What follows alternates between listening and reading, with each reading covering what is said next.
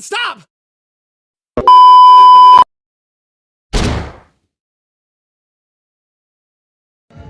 Jika kita melihat konteks komunikasi berdasarkan jumlah peserta yang terlibat, maka setiap jenis komunikasi memiliki tingkat atau derajat kedekatan fisik yang berbeda. Beberapa bentuk komunikasi memungkinkan adanya kedekatan fisik yang lebih tinggi karena jumlah pesertanya lebih sedikit dan interaksi berlangsung secara langsung. Namun, dalam konteks tertentu, komunikasi massa juga dapat dianggap memiliki derajat kedekatan fisik yang tinggi, terutama ketika pesan disampaikan melalui media yang mampu menjangkau banyak orang secara serentak dan menciptakan rasa keterhubungan di antara audiens. Dengan demikian, perbedaan jumlah peserta dan cara penyampaian pesan memengaruhi sejauh mana kedekatan fisik maupun psikologis tercipta dalam proses komunikasi.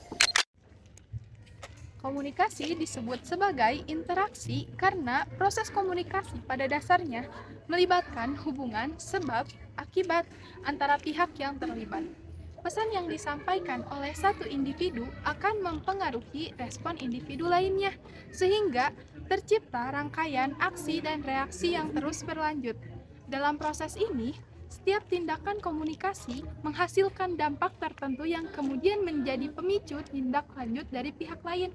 Oleh karena itu, komunikasi dipahami bukan sekedar penyampaian informasi, tetapi sebagai suatu bentuk interaksi yang dinamis antara pengirim dan penerima pesan.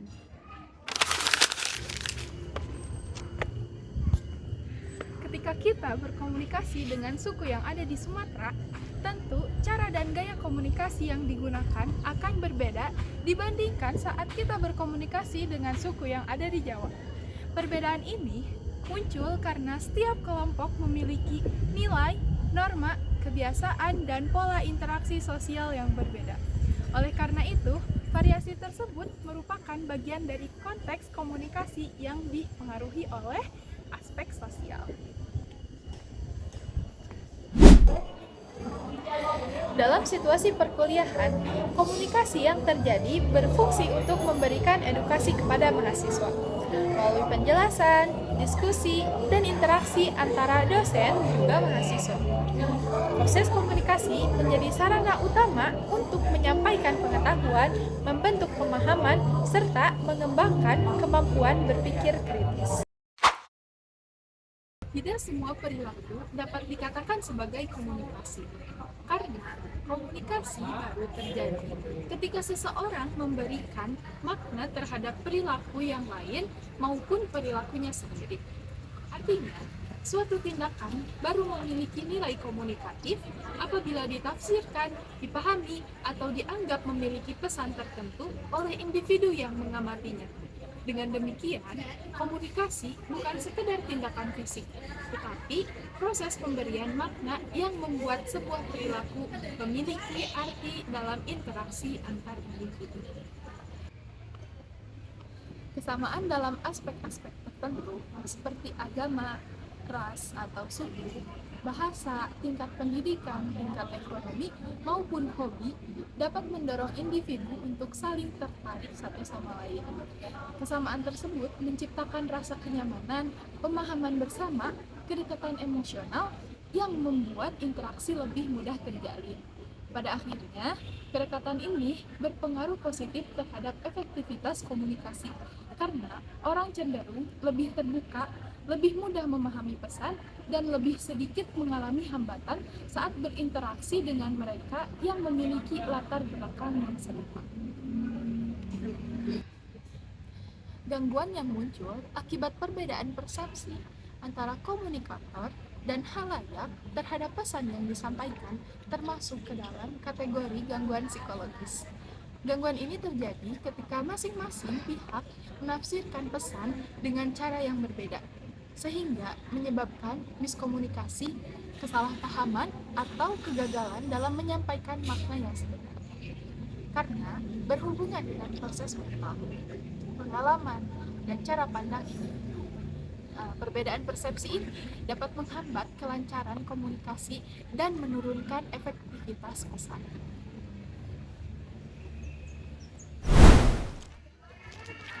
Komunikasi yang berfungsi untuk memberitahukan biasanya mengandung unsur persuasif, karena pembicara ingin meyakinkan pendengarnya bahwasannya informasi atau fakta yang disampaikan itu benar, akurat, dan penting untuk diketahui. Nah, melalui proses ini, pembicara tidak hanya menyampaikan data, tetapi juga membangun kepercayaan agar pesan diterima dengan baik.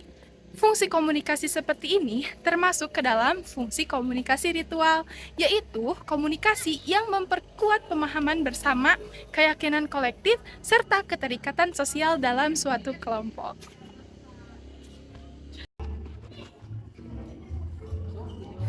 Untuk menjadi seorang komunikator yang handal, langkah pertama yang harus dilakukan adalah mengenal diri sendiri secara mendalam, termasuk memahami kekuatan, kelemahan, gaya komunikasi, serta nilai-nilai pribadi. Setelah memiliki pemahaman tersebut, seorang komunikator juga perlu membangun kredibilitas agar pesan yang disampaikan dapat dipercaya dan diterima oleh audiens. Selain itu, kekuatan dalam bentuk pengaruh atau otoritas serta dukungan sumber daya seperti uang dapat memperkuat posisi seorang komunikator dalam menyampaikan pesan secara efektif. Dengan kombinasi pemahaman diri, kredibilitas, kekuatan, dan sumber daya, kemampuan komunikasi seseorang dapat berkembang dengan lebih optimal.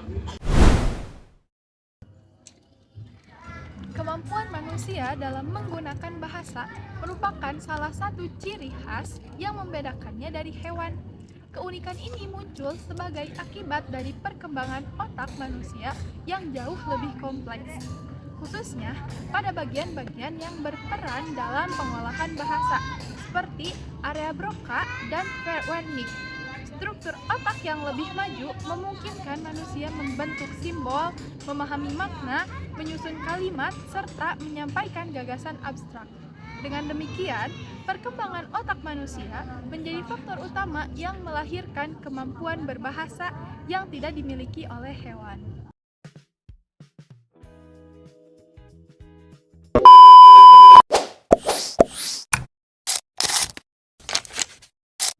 Dalam hidup aku, ada satu sosok yang langkahnya selalu terburu-buru.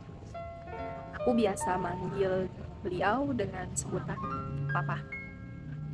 Dari kecil, aku hidup berdampingan sama kesibukannya.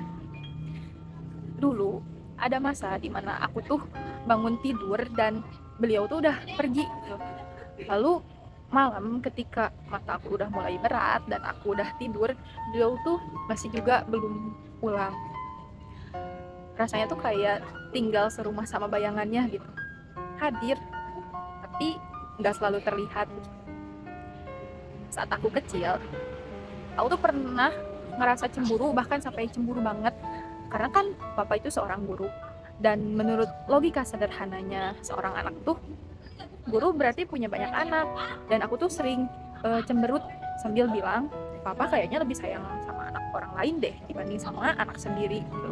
Padahal aku sama sekali nggak tahu apa yang sebenarnya tuh lagi diperjuangin sama papa di luar sana. Sekarang aku ngerti, papa aku tuh bukan cuman sibuk, tapi beliau berjuang. Setiap pagi yang beliau tinggalkan, setiap malam beliau pulang dengan bahu turun karena capek. Bukan untuk ngejauh dari aku gitu, tapi untuk mendekatkan aku pada kehidupan yang lebih baik. Beliau banting tulang mencari rezeki. Itu bukan cuma demi kebutuhan, tapi juga demi martabat keluarga. Beliau bekerja tanpa banyak kata, tanpa keluhan, bahkan tanpa menginginkan ucapan terima kasih dari kita. Dan perjuangannya tuh nggak cuma berhenti di situ. Papa adalah pemimpin keluarga yang tegas, bukan keras. Beliau menjaga pakaian anak dan istrinya, memastikan kami tampil pantas, bersih, terhormat. Beliau peduli pada pergaulan kami. Beliau membatasi saat perlu, menegur saat harus, tapi semuanya itu dilakukan dengan cara yang tidak menyakitkan.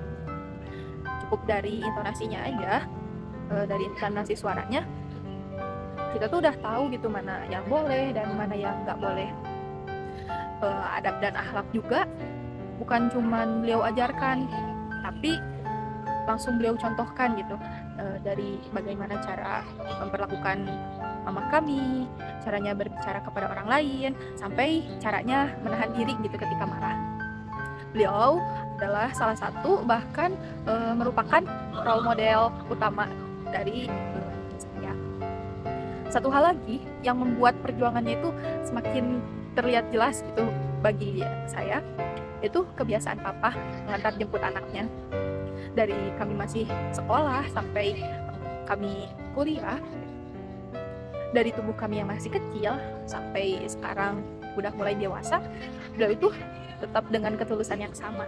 Bahkan ketika pekerjaannya banyak, ketika tugasnya numpuk, beliau tuh tetap berusaha memaksimalkan gitu, memaksimalkan waktu.